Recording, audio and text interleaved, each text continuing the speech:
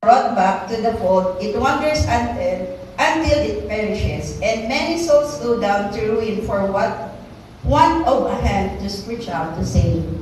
Tulad po daw yan sa ating mga kapatid. Kung nakikita natin, di ba, lagi tayo nandito, yung ibang member natin, hindi natin pala alam, ay, si brother ganito, di ba member natin sa church yan? Minsan, hindi na natin nabigyan ng time, hindi na tayo nakapag-reach out doon kasi kung saan na siya ng lugar, saan na sila nalipat, wala na rin, may time na doon sila sa ibang church nagsisimba, kaya hindi na rin natin alam kung nasaan sila. So parang hindi naman sa binabaliwala, sinasabi nila, ay okay, nagsisimba naman sila doon, pero hindi po pala dapat. Dapat po, kasi member siya ng ng kawan, tama ba?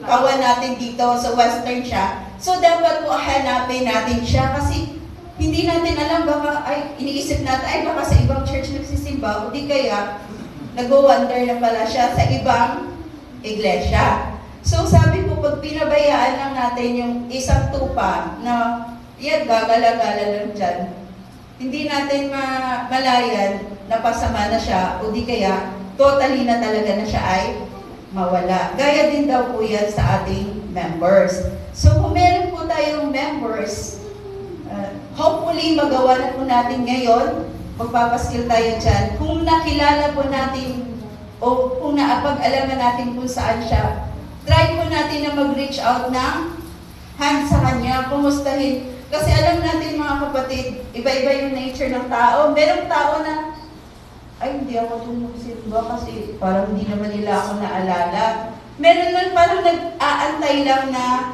ay kapatid, andito ka pala, namiss ka na namin, nagsimba ka. Meron nag-aantay lang na, abutin mo yung kanilang mga kamay.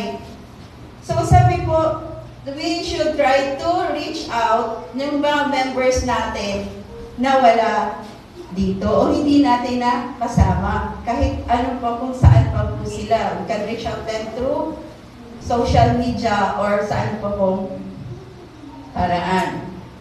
Tulad po ito sa isang bonsai. Sabi, when a church prunes what appears to be dead roots, they will often damage the healthy roots. In other words, friends and family members of those purged from the church rules can be offended and leave the church. Totoo po yan. Di po ba? Nakapag-try po kasi ako na curious ako kung paano mag-bonsai noon. Tinuruan ako na lang daw, ikat yung major na ugat, para hindi na siya lumaki. Paano din ako, trinay ko rin. Yung nangyari, sa halip na mabuhay siya at namatay kasi nagalaw ko din yung ibang roots niya na healthy. Kaya walang nangyari. So dito po halintulad din tayo. Sabi sa ating church, di po ba, minsan hindi maiwasan. Kapag meron pong ugat tayo na aalisin, minsan sumasama na yung iba.